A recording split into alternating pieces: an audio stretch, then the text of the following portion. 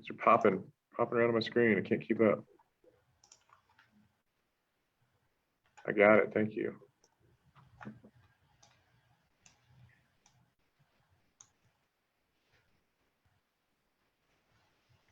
We live on Facebook, Linda?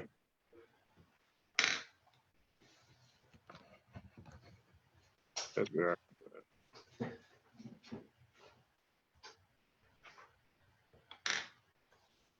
Barb, can you hear us? Yeah, I can hear you. Cool. Uladol, you there? Mickey, or Walt Disney's right over your head. I'm here. All right, cool. Tired, but I'm here. 8 million steps. 80 All right. million steps. 80 million. Linda, we good? All right, I'll call the Board of Aldermen work session to order. I do have to leave early, so Steve will take over for me at that point. First item on the agenda is the South Sewer Project. I mean, we have on the agenda the staff report and presentation. I think we've all been over this a few times. So if we can get if you guys just want the highlights, or if you need anything deeper than that, let us know. In my opinion, I agree with the staff recommendation, alternate one. We've had some easement acquisition issues and a lot of other things going on trying to connect that Forest Oaks piece. So does anybody else need much more detail from staff on this? Do you guys want to go into the presentation very deep, or what are we going to do here? I'm good. I'm good. Okay. I think it's explained pretty well. Okay. Alderman Kabilski. I'm good. I don't have any further questions. Alderman Hartman. Mayor, no further questions. I think the presentation was put together well, and I think it's evident of what we need to do moving forward. Alderman Uladol. I'm good. So the other question I think you guys had in there was on our debt issuance, right? Ms. Wagner? That's correct. Okay. So I think as far as what we need to construct, I think we have clarity on that. Is the alternative one that was presented in the packet. As staff has recommended. So, okay, Yeah. we've So got that direction. So let's get the 144th Street's pump station up and running with a going down the easy easements. Hopefully easy easements, right? Hopefully Jack? easy easements. And staff has been in contact with Evergy and continues those discussions on that easement to allow that alignment. Okay. Would then- you like some information on the financing question? Yeah, we've done COP before. I think that's kind of the route we want to take, but yeah, we can, if you guys want to go over that quickly for those who haven't been part of those discussions in the past. And it was presented fairly well too. So Stephen, if you want to do that, that's great. Yeah. Yeah, I can just take you briefly over our thoughts of the COP. So Cynthia and I worked with Piper Sandler to develop a debt schedule and get an idea of what the financing would look like for a COP. In the packet, you'll see we had a slide on issuing a COP versus going on a state revolving fund, and that kind of was to the our request to the board was to have permission to pursue that COP. After looking at the pros and cons, when you look at a state revolving fund, going after issuing debt on that front versus a COP, while the SRF did have a slightly lower interest rate than we could get on the COP, maybe by 1%, there just wasn't as much flexibility throughout the application process. And the other fact that the funds provided through SRF get prioritized with other project submissions. So when Cynthia and I had that discussion with Piper Sandler, the COP stood out as the recommendation. Even with a little bit higher interest rate, it was the fact that going through an application process and having to be prioritized against other projects puts you at a little bit of a disadvantage to try and get the project done in the time that we need it to get done. And the fact we want to get it done next year. So And we have some COP debt rolling off in November, right? we do. Yeah, we have our 2012 series that we'll finish up. So we'll just have a 2018 series that we're paying on right now. Okay. COP. Do we want to, any questions on the debt issuance? We'll get a bunch of documents and resolutions to probably talk through that more once it comes out, but that's, they just need the direction on which way to go. Does staff want to discuss anything on rates right now, Ms. Wagner? Stephen, I know Stephen and Myra have been updating the rate study that was done in 2018, reflecting the new capital project costs and the prioritization of the projects there. I don't know that we have, and including the debt schedule from Piper Jaffray and what we might be looking at in issuing that debt. Stephen and I have talked a little bit, and I don't know that they have full rate recommendations at this point in time, but Stephen, if you want to highlight those discussions. Yeah, we're just continuing. We're getting that model updated this week, and Myra and I are going to look at that and be able to see what the specific rate recommendations would be for the fixed charges for water and sewer and the volumetric charges for each of the meter types. Okay. So And we'll have currently, go ahead, Stephen, I'm sorry. Oh, I said we'll have the information next. And I think in the staff report, we also noted right now we have a 5% increase for water, a 10% in sewer. And then the forecast that we provided to Piper in our 5-year, we have 5% growth assumptions in revenue that helps provide for our debt issuances. So we're looking at that, and we'll look at the rate model and compare the two and make sure that they work well together and get a rate recommendation prepared. Yeah. So I appreciate the slides you guys put together. It makes it very clear on where we stand again, compared to everyone else. If you guys are having those, I'd like you guys to have a little bit of flexibility to be able to present with us and not have to keep coming back to us for every percentage point. So to me, I would recommend that and request that the board give you guys some latitude to be able to go up to, somewhere around 20% on sewer if we needed to. Just If we reset those annually, we need to have annual approval and a public hearing on that on an annual basis. Right, I understand that. Okay. I'm just saying, if you're going to base your projections on something, I think that don't cap yourself at 10. Okay. Thinking that we're going to say no to anything above that.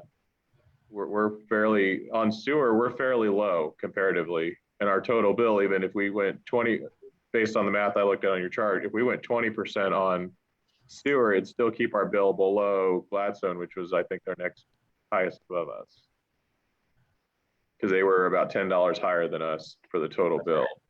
That's and, right. So yeah, don't nickel and dime it. So we have to do it on a shoestring budget. I think we need to get to where we need to be able to pay for the sewer, and we are dropping the trash rate. We did negotiate that. I appreciate you guys worked hard on that. I know Chuck had a lot to do with that. And, we're talking a couple of dollars a month on a sewer and water bill to make our systems a lot better. Anyone else want to weigh in on that? No, Mayor, I agree with you. And Cynthia, you'd brought up a point. Where do we need to have a hearing each year? I kind of understand. Yeah, on sewer, we usually have it in the spring, but we might have it. But yeah, it just has to be posted as a public hearing so people can come in and we'll. State statute outlines that when we increase the sewer rates, we have to post and hold a public hearing, and there's a process that outlines that. One of the things that we've talked about in budget development this year is trying to, because in 2018, we did the rate study, we were a little later in the year in proposing increases. So I think we had that hearing in January of that year, and based on some feedback where there was some review of those rates, and those weren't implemented until later in the year. And now we've gotten more on a March timeframe for implementation of new rates. We'd like to get that on a calendar year. Yeah, so it goes up a little bit. Yeah, get it closer to our budget year and not just because it also, so those of you that haven't been through this before, it also impacts other budgets. Like the school's budget starts in July. they don't know. I'm sure businesses budget, you know, the different places they're impacted. We had last time when we did the initial increase, we had some churches and, you know, it impacts everybody a little bit differently. So we want to make sure we try to get that out there and let them know ahead of time too. And we've worked really closely with the school, so they know, hey, this is what we're looking at, and this is where it is. And that first one was a little bit harder of a hit on the water for everybody, but we've done some steps. But now we have a wastewater master plan, so we can look at a little bit more of what are things that cost.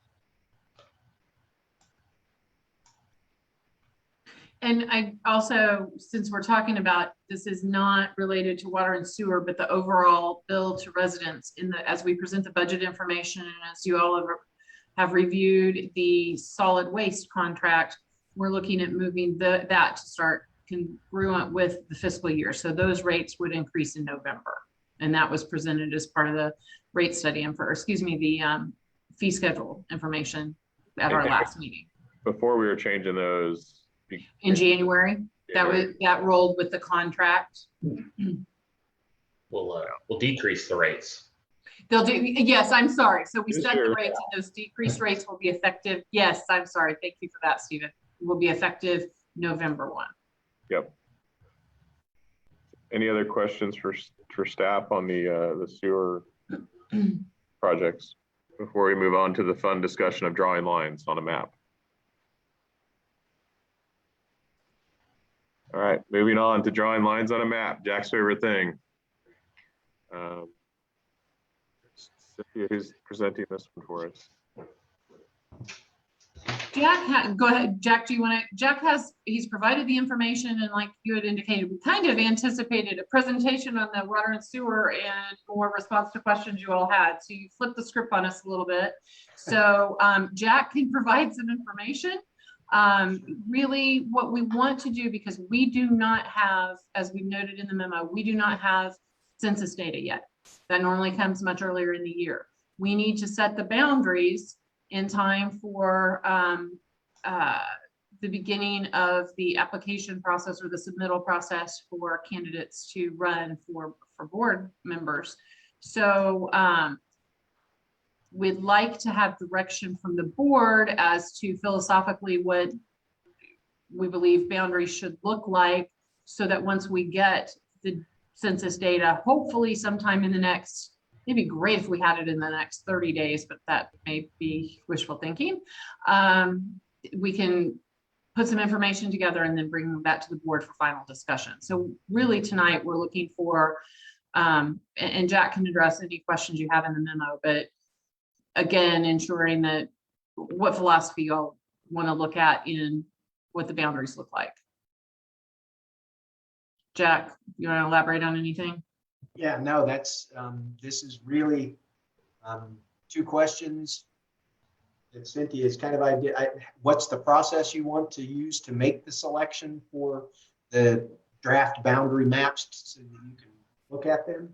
And then are there, you know, anything other than there are 7 standard processes you look at that are identified in there, the standard criteria? There's something additional to that. We just need to know how you want us to proceed. Because we are on, it's an incredibly short timeline. Does anybody love the boundaries as they stand today?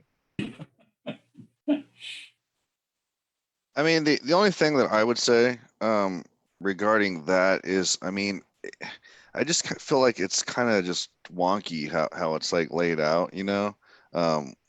You know, I understand the motivation and why they wanted to do that before, you know, everyone needed to have a piece of downtown or whatever the case was. But I'm almost thinking, you know, maybe we should have like a north, central, and southern type scenario.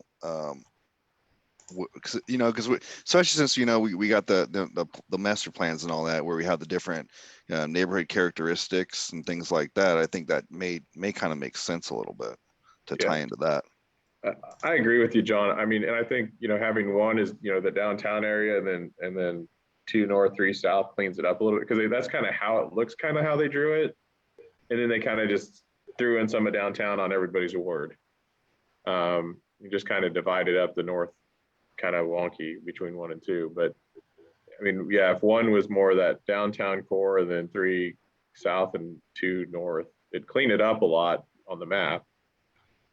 But If I may, Mr. Mayor, the only thing I want to highlight about that scenario, which is perfectly acceptable, if you look at the 7th criteria, it's the consideration of incumbency. If Yeah. we lay it out that way, it's not as acute as it was previously. But we could theoretically get some of the existing aldermen would be moved into a different ward from where they live currently. Well, I don't know how different with the current scenario. You could slice 3 so that that Cedar Lakes is still part of 3, but it goes more towards White Iron Ridge. That southern, and then keep 1 as central, and 2, everybody's in the north already. So right. Well, and that's the difficulty until we get the actual numbers. We'll take the existing map, plug in the numbers. It'll give us how close we are to ideal. Ideal being 1/3 of whatever our estimated population. As of July 25th, that estimated population is 11,011. So Is there, oh, sorry, Mayor. go ahead. I was just going to say, is there any way once we get this census numbers, which will validate, I think what MARC is saying, the fact that we know we have a pretty good idea as a city where like Cedar Lake's population, Harbor Lake, Harbor View, is it by water bills? I mean, It's they hard to have tell. what are called census tracts that bust up each subdivision, for example. I can recall specifically Harborview. There was 1,084 people in Harborview in 2010. There were like 12 different census tracts that busted the people up in different tracts. So you have to count them by tract to go from that perspective. It just doesn't work as easily as that aspect of it. And when you divide it up, new maps, you divide it up based upon those census tracts. So the lines look a little odd. Yeah. Does anybody want to keep where we have part of downtown in all the wards? Not really. No, not necessarily. No. I don't. So if we clean up the lines a little bit, make them more east to west lines, where we keep our in that section of 3, because it is residential and it could be drawn that way. And then 1 is still that downtown-ish area, even if it's from Second Creek to wherever, or angled that way. Yeah. Well, and I will indicate, if you look at the map as well, there has been, in this last 10 years, there's been several new homes built in the Ward 1 area in the central part of town, where Yeah. previously, obviously, it hadn't happened.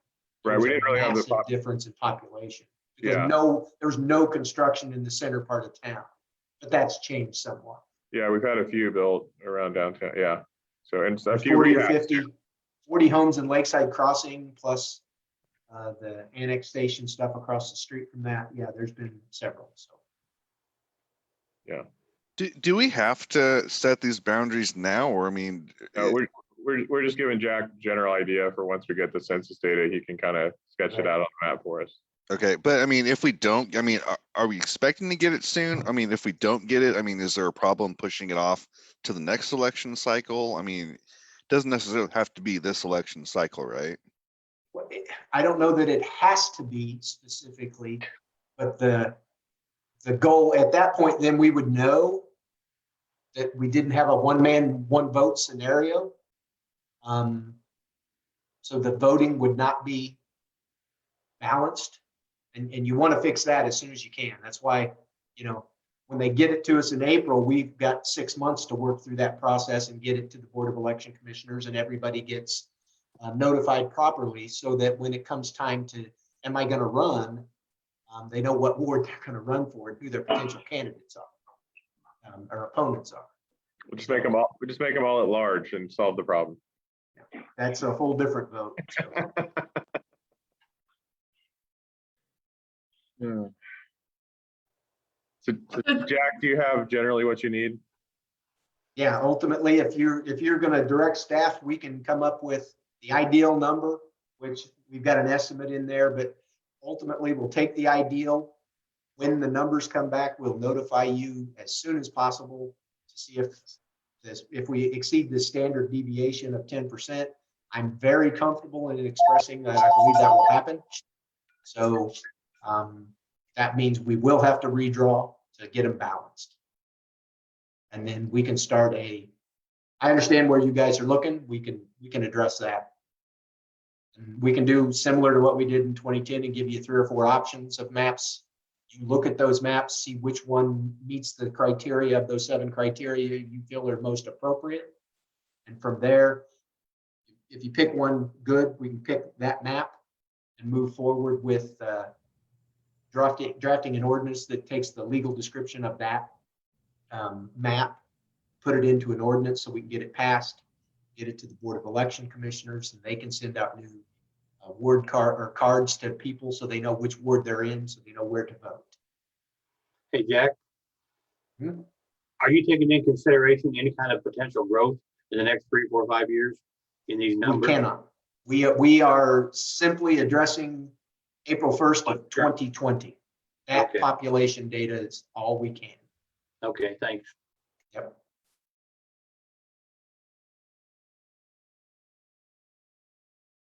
So from my perspective, Cynthia, you can chime in if you think, I understand, I think where they want to go. So we can get something drafted rather quickly. The hard part's going to be going through the data. Yeah, and Alderman Chevalier, to your point earlier, as soon as we get that information from the census, Jack will be drilling down into that information, taking your direction here and coming up with information for that review. As Jack said, that's usually in April, so we certainly hope to have that soon, but we have no indication right now of when we might receive it. So. Last estimate was early September. Yeah. Yeah, and I'm comfortable with city staff moving forward. I mean, you've heard our recommendations or our thoughts, and so. Well, and we'll definitely bring it forward, like Jack outlined, for you all to review some options. So, okay, great. Mayor, if I may, thank you for that direction then and discussion. I think this is the best water and sewer discussion we've had, and the shortest definitely, because Chuck didn't have to talk. So you're muted, it's okay. I do want to take just a second. I had planned to do this perhaps in the next meeting under the city administrator's report, but I'm not sure she's going to be joining us for that meeting, and I don't blame her one bit. Gina Pate, who is the management analyst in our public works department, started last month and is on the screen, and we want to welcome her. She's already actually taking care of a couple of trash issues today for us, and is acclimating herself to the community, talking a lot of road improvement information with Chuck. And if you take a look at the website, has started making improvements to our public works website, and really pleased with the information she's provided out there based on some requests by the board for improved communications and information. A lot of our staff are working on that. Gina has been tasked with that in the public works area. And I know we've had a request to have our pavement condition index, the PCI information, posted to the website and public. And that is out there now with a description of what that is. So take a look at that. And we are excited to have Gina on board. Myra Ore started last month as well, and excuse me, a month ahead of that. And I'll talk about it in the regular session then as well, but she has provided some additional financial information And with the addition of Gina and Myra to our organization, I think our ability to be able to do a lot of the analytical work that we didn't always have before, we have deepened our bench and are excited to have them on board. Gina comes to us from Columbia, where she did a 2-year fellowship and worked in a number of departments in that organization. And she is a native of Georgia. So when you talk to her, you'll hear a little accent. I don't think I have an accent. You don't. You don't. So, just a Nice little to bit. meet everyone. Just a little bit. Yeah. So Mayor, thank you for that. Wanted to make sure that we got to introduce Gina. Problem. Anything else? Entertain a motion to adjourn. Motion to adjourn. Second, Second. all in favor, say aye. Aye. See y'all later. Steve's in charge next meeting. All right. Are we gonna stay on this one or get on a new Zoom? Are we gonna stay on this one or get on a different Zoom? It's this one. This one? And the other meeting's still at 7, right? That's correct. All right, cool. Can you hear me okay now? Yes. Okay. Thank you. But we can still see you though.